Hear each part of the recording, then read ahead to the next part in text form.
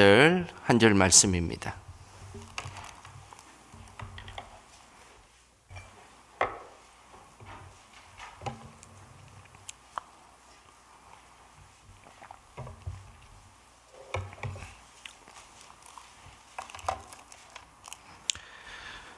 마태복음 27장 54절 한 절 말씀, 우리 한 목소리로 말씀 읽겠습니다.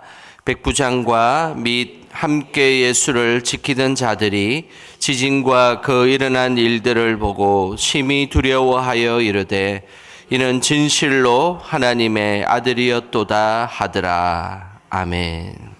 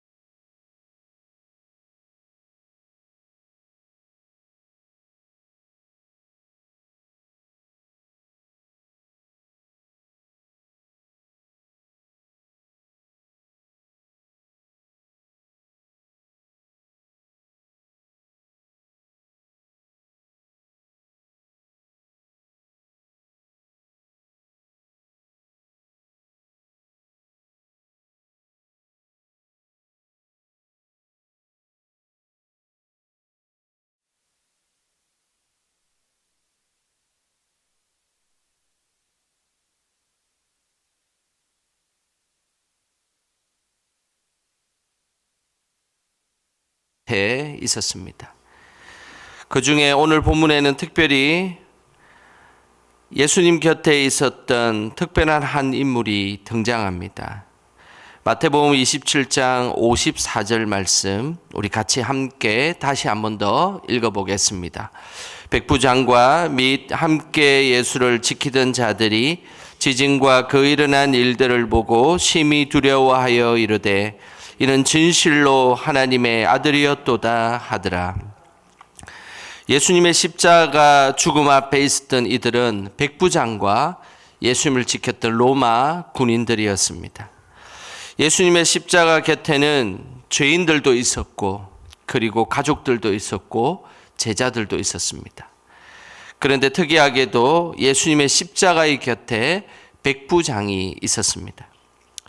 로마 시대의 백부장은 100명의 군사를 거느릴 수 있는 사람이었습니다.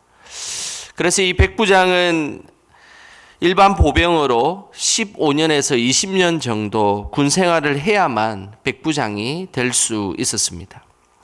이런 백부장은 로마에 절대 충성하는 자이기 때문에 어떤 유대인도 백부장이 될 수가 없었습니다.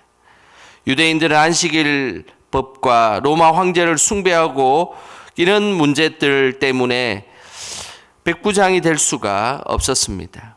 예수님 시대에 성경에 등장하는 모든 백부장은 한 명도 유대인이 없고 모두가 다 이방인이었습니다. 당시 유대인들은 이방인들을 타협할 수 없는 부정한 것의 권한이라고 생각했습니다.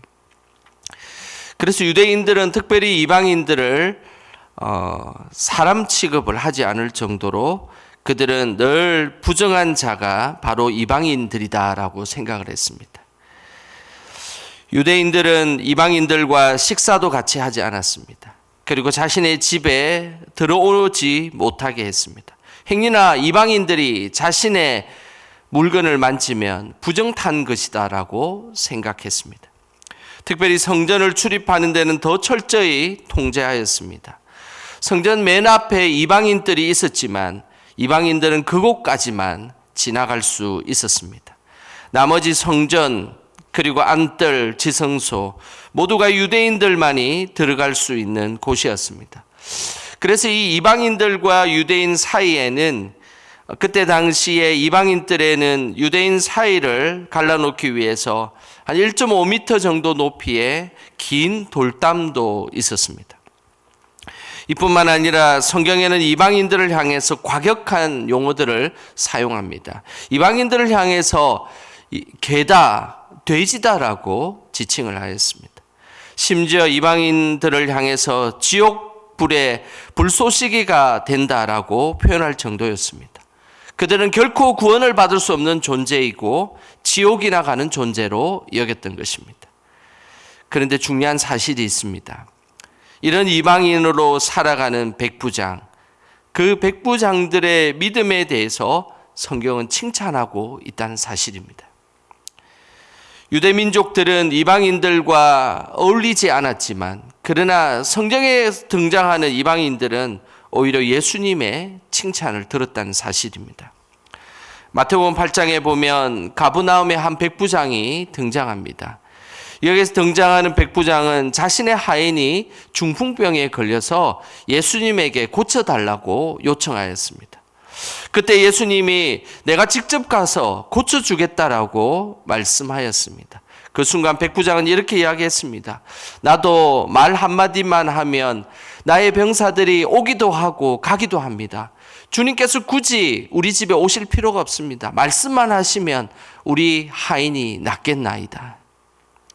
이 이야기를 듣고 예수님은 큰 칭찬을 하셨습니다.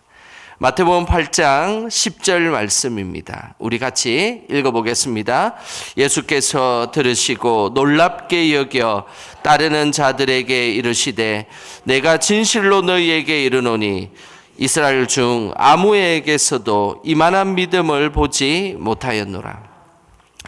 예수님 백부장의 믿음을 보시고 이스라엘 중에서 이만한 믿음을 보지 못했다라고 칭찬하셨습니다. 그 백부장은 이방인이었고 그리고 우리가 아는 백부장들의 한 사람이었습니다.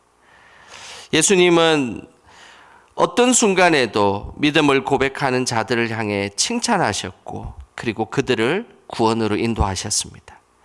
우리도 예수님을 전적으로 의지하는 믿음으로 칭찬받는 우리 영광의 모든 성도들 되시기를 주님의 이름으로 소망합니다. 가브나움의 백부장 외에도 사도행전 10장에 보면 고넬료라는 백부장도 나오고 그리고 사도행전 27장에 보면 율리오라는 백부장도 나옵니다. 이들은 모두 이방인이었고 그리고 어쩌면 유대인들이 상종도 하지 않았던 사람이었지만 그러나 이들은 유대인들보다 하나님께 더 귀한 일을 감당했던 사람들로 성경에는 나온다는 것입니다. 십자가라는 것이 무엇이겠습니까? 십자가는 매우 중요한 구원의 사역 가운데 하나님께서 이방인을 등장시킴으로 통하여서 하나님의 구원이 결코 유대인만이 그 구원에 이르지 않았다는 것을 보여주는 것입니다. 그래서 십자가는 사람을 넘어서고 민족을 넘어서고 사회와 문화의 모든 장벽을 넘어서서 그 십자가가 있다는 사실을 우리는 기억해야 하는 것입니다. 유대인에게만 구원이 있는 것이 아니라 이방인에게까지 구원이 있음을 말씀하신 것입니다. 그래서 이 십자가라는 것은 차별이 없는 구원의 역사인 것입니다. 우리는 십자가 앞에서 남녀의 차별이 없어야 합니다. 우리는 십자가 앞에서 나이가 많고 적음의 차별이 없어야 합니다. 우리는 십자가 앞에서 많이 배우고 못 배운 것에 차별이 없어야 합니다. 우리는 십자가 앞에서 부자나 가난한 자의 차별도 없어야 합니다. 더 나아가 우리는 십자가 앞에서 교회에 오래 다닌 것과 최근에 다닌 것에 차별이 없어야 합니다. 우리는 또 십자가 앞에서 항종직과 일반 성도 간에 차별이 없어야 합니다. 각자의 직책에 따라 감당해야 될 일은 다르기 때문에 직책의 구분은 필요합니다. 그러나 예배의 자리, 믿음의 자리, 그 은혜의 자리에서는 결코 우리는 차별이 없어야 합니다. 초대교회 사람들도 사람들이 살아가는 인간적인 공동체여서 차별들이 많았습니다. 그 차별의 흔적이 야고보서에 보면 나오는데요. 초대교회 큰 어른이었던 야고보 사도는 이렇게 말씀하였습니다. 야고보서 2장 3절과 4절입니다. 우리 같이 함께 읽어보겠습니다. 너희가 아름다운 옷을 입은 자를 눈여겨보고 말하되 여기 좋은 자리에 앉으소서 하고 또 가난한 자에게 말하되 너는 거기 서 있든지 내 발등상 아래에 앉으라 하면 너희끼리 서로 차별하며 악한 생각으로 판단하는 자가 되는 것이 아니냐. 초대교회는 그랬습니다. 그들도 인간인지라 눈에 보이는 아름다운 옷을 입은 사람들을 향해서 오면 이렇게 아름다운 장소, 좋은 장소에 앉아라고 이야기를 했었습니다. 근데 가난하고 남루한 옷을 입고 온 사람들이 오면 그냥 저기 서 있으라고 이야기하고 그냥 발판에 그냥 앉아라고 이야기했던 것이었습니다. 이런 차별은 악한 생각이다라고 분명히 말씀하고 있습니다. 우리의 믿음은 늘 차별이 없어야 합니다. 직책의 구분과 그리고 해야 될 역할의 구분과 차이는 분명히 존재합니다. 그러나 하나님 앞에서 우리가 예배자로 그리고 기도하는 자로 그리고 하나님 앞에서 믿음의 자로 살아갈 때는 그곳에는 차별이 없어야 하는 것입니다. 사도 바울도 동일한 말씀을 하였습니다. 하나님의 구원의 자리는 이방인이든지 유대인이든지 차별이 없어야 함을 말씀하였습니다. 로마서 10장 12절과 13절 말씀입니다. 우리 같이 읽어보겠습니다. 유대인이나 헬라인이나 차별이 없음이라. 한 분이신 주께서 모든 사람의 주가 되사 그를 부르는 모든 사람에게 부요하시도다. 누구든지 주의 이름을 부르는 자는 구원을 받으리라. 예수님은 분명히 말씀하셨습니다. 유대인이나 헬라인이나 아무런 상관없이 누구든지 주의 이름을 부른 자에게 구원을 주시겠다라고 말씀하셨습니다. 너희 누구든지에는 사실은 우리도 포함이 됩니다. 우리도 뭐가 하나님 앞에서 대단한 공로와 그리고 대단한 자격과 대단한 민족과 대단한 신분이 있어서 우리가 구원받은 것이 아닙니다. 차별 없이 우리를 인도하셨던 그 예수님의 사랑이 있기에 그 하나님의 초대가 있기에 우리도 동일하게 구원받았음을 기억해야 되는 것입니다. 누구든지 주의 십자가 앞에서 차별됨 없이 우리 모두가 하나님께 영광 돌리기를 주님의 이름으로 축복합니다. 백부장과 군인들이 십자가 앞에 질 때에 지진이 일어났습니다. 이 지진의 장면은 마태복음 27장 51절에 보면 더 상세하게 기록되어 있습니다. 이에 성소 휘장이 위로부터 아래까지 찢어져 둘이 되고 땅이 진동하며 바위가 터지고 특별히 백부장과 군인들이 십자가 앞에 있었을 때에 지진이 일어났습니다. 그리고 바위가 터지는 큰 굉음이 일어났습니다. 그뿐만 아니라 매우 중요한 사실이 한 가지가 더 있었습니다. 그것은 성소의 휘장이 위에서부터 아래로 찢어졌다는 사실입니다. 성소의 휘장이 찢어졌다는 것은 성소의 경계가 사라졌다는 것입니다. 이 성소의 휘장은 다른 것이 아니었습니다. 지성소와 성소를 구분하는 그 중간에 있었던 휘장이 십자가의 그 은혜를 통하여 찢어짐과 동시에 지성소와 성소와 그 성전에 있었던 구분은 사라지게 되었다는 사실입니다. 일반 성소는 제사장들만 갔었고 지성소는 대제사장들만 들어갔었고 그리고 일반 성도들은 성전 뜰까지만 들어갔던 경계, 일반 성도들은 성소 안으로 들어가지 못했고 일반 제사장은 지성소 안으로 들어가지도 못했던 그 경계와 경계가 십자가를 통해서 완전히 무너지게 되었다는 것입니다. 예수님의 십자가의 죽으심으로 우리 모두는 예배의 자리에 누구나가 갈 수 있게 되었다는 사실을 기억하셔야 합니다. 신앙의 경계가 사라진 것입니다. 이것은 믿음을 가진 자의 모두가 갖는 특권입니다. 누구나가 이제 하나님의 말씀을 볼 수 있는 자가 되었습니다. 누구나가 기도할 수 있는 자가 되었습니다. 누구나가 찬양할 수 있는 자가 되었고 누구나가 봉사하고 누구나가 전도하는 자로 하나님은 우리를 삼아 주셨습니다. 이런 믿음의 특권을 십자가를 통해서 예수님께서는 우리에게 부여하셨고 그 특권을 누리기를 원하셨습니다. 그런데 우리는 이런 믿음의 특권을 정말로 잘 누리고 있으십니까? 이제는 누군가가 말씀의 자리에서 말씀을 보아야 하는데 그 말씀을 정말 우리는 열심을 다해 보고 있습니까? TV나 유튜브나 핸드폰에 더 많은 시간을 보내고 있지는 않습니까? 또한 이제는 누구나가 기도의 자리에서 기도할 수 있습니다. 그런데 우리는 정말로 열심을 다해 기도하고 있습니까? 우리의 바쁜 시간, 우리의 중요한 시간에 밀려서 자꾸만 기도의 자리가 밀려가고 있지는 않습니까? 오히려 사람들과 이야기하는 시간은 더 많이 가지면서 정작 하나님과 이야기하는 시간은 줄어들고 있지는 않습니까?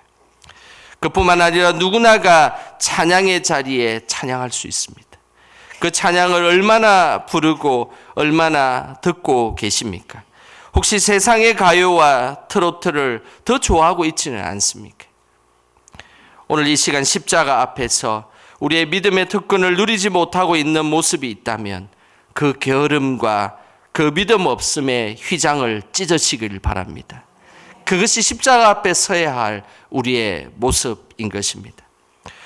우리 십자가 앞에서 더 말씀의 자리, 기도의 자리, 찬양의 자리, 그리고 봉사의 자리로 나아가시기를 주님의 이름으로 소망합니다. 비록 이방인이었고 말씀과 기도의 자리도 몰랐던 이들 백부장과 그리고 그곳에 있었던 로마 군인들, 그런데 이들은 십자가 앞에서 제일 중요한 고백을 하였습니다. 54절에 그 고백이 있습니다. 우리 읽었던 말씀 다시 한 번 더 마지막으로 함께 읽어보겠습니다. 백부장과 및 함께 예수를 지키던 자들이 지진과 그 일어난 일들을 보고 심히 두려워하여 이르되 이는 진실로 하나님의 아들이었도다 하더라. 백부장이 한 마지막 고백, 그 고백은 바로 진실로 하나님의 아들이었도다라는 고백이었습니다. 모두가 예수님을 실패자, 예수님을 죄인, 예수님을 가짜 메시아라고 불렀습니다. 그리고 돌을 던져서 죽일 존재로 예수님을 여겼습니다. 심지어 유대인들은 바라바라는 그 죄수보다 못한 존재로 예수님을 취급하며 예수님을 십자가에 못 박으라고 소리쳤던 그 예수님이었습니다. 하지만 이방인 백부장은 다른 고백을 하였습니다. 그가 비록 군인이었고 그가 비록 이방인이었지만 예수님의 십자가에 그 달리신 그 십자가의 경험을 보고 나서 십자가에 매달려 있는 그분이 바로 하나님의 아들이었다라고 고백했다는 사실입니다. 수십 년 동안 로마 군인으로서 황제의 명령을 목숨보다 소중하게 여겼던 로마 군인 백부장, 그는 자신의 주군을 황제로 여기며 평생 살아왔던 사람이었습니다. 하지만 그 예수님의 그 십자가의 경험을 치르고 난 이후에 백부장은 자신의 주군이 황제가 아니라 예수님임을 고백하게 되었다는 사실입니다. 우리는 어떻습니까? 우리의 삶의 우선순위, 그리고 우리의 삶의 중요한 중심, 그리고 우리의 삶의 가장 귀한 것에 예수님을 놓으시지 않겠습니까? 그 십자가를 우리의 마음 깊은 가운데 그 예수님을 모셔야 되지 않겠습니까? 십자가 앞에선 우리도 우리의 삶의 주인이 예수님이 되어야 합니다. 내 인생의 주인이 내가 아니라, 그리고 자식들도 내 인생의 중심이 아닙니다. 예수님이 늘 우리의 인생의 주인이 되시기를 바랍니다. 십자가 앞에 선 우리는 늘 예수님을 어떻게 고백해야 되겠습니까? 바라기는 십자가 앞에서 예수님은 우리의 삶의 주인이십니다. 주님은 나의 참 구주이십니다. 나를 하나님 나라로 인도하실 유일한 분이십니다. 내가 그 주님을 사랑합니다라고 고백하는 우리 영광의 모든 성도들 되시기를 주님의 이름으로 축원합니다. 이 시간